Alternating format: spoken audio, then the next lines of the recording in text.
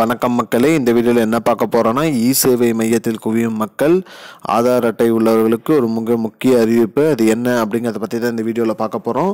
நம்ம சேனலுக்கு யாராவது புதுசாக வந்திருந்தீங்கன்னா மறக்காமல் நம்ம சேனலை சப்ஸ்கிரைப் பண்ணி பெல் ஐக்கானை கிளிக் பண்ணி வச்சுக்கோங்க.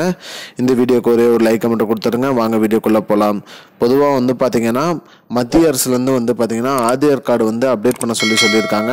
அதாவது 10 ஆண்டுக்கு ஒரு டைம் ஆதார் கார்டு நீங்கள் அப்டேட் பண்ணணும் அப்படிங்கிற மாதிரி சொல்லியிருக்காங்க. அந்த வகையில் பார்த்தீங்கன்னா செப்டம்பர் 17ஆம் தேதி வரைக்கும் ஆதார் கார்டு இலவசமாக அப்டேட் பண்ணிக்கலாம் அப்படின்னு சொல்லியிருக்காங்க.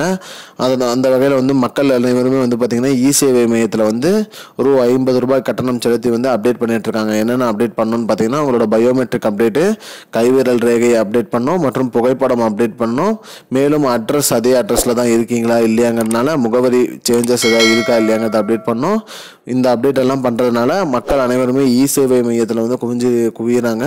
அதனால் பார்த்தீங்கன்னா சர்வர் ப்ராப்ளமாக இருக்குது அப்படிங்கிற மாதிரி சொல்லியிருக்காங்க. மேலும் சர்வர் ப்ராப்ளமாக இருக்கிறதுனால ஒரு டைம் ப்ராப்ளம், அதாவது ஒரு அப்டேட் பண்ணும்போது ஃபெயில் ஆச்சுன்னா அந்த இ-சேவை மையத்துக்கு ₹1000 அபராதம் விதிக்கிறாங்க.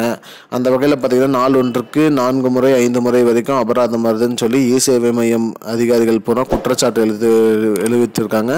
அதனால் அரசு இதுக்கு ஒரு தீர்வு கொடுக்கணும். ஏன்னா சர்வர் ப்ராப்ளங்கிறனால கேன்சல் ஆகிடுது, அதுக்கு நாங்கள் எதுக்கு பணம் பே பண்ணுங்கிற மாதிரி கேட்டிருக்காங்க.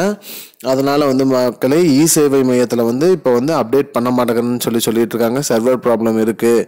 நாள் ஒன்றுக்கு 50க்கு மேலே பண்ணிட்டு இருந்தோம், இப்போ பண்ண முடியல, இதனால் சர்வர் ப்ராப்ளம் வருது அப்படிங்கிற மாதிரி சொல்லியிருக்காங்க. அதனால் இதற்கு கால அவகாசம் கிடைக்குமா இல்லையாங்கிறத அடுத்த வீடியோவில் தான் பார்க்க போகிறோம். இதுதான் மக்களே இப்போதைக்கு முக்கியமான பயனுள்ள தகவல். இது போன்ற பயனுள்ள தகவலை தெரிஞ்சுக்கொள்ள நம்முடைய சேனலை மறக்காமல் சப்ஸ்கிரைப் பண்ணி வச்சுக்கோங்க. இந்த வீடியோ உங்கள் ஃப்ரெண்ட்ஸ் அனைவருக்கும் ஷேர் பண்ணிவிடுங்க. நன்றி. I don't understand your jokes, man. Because it's not a joke.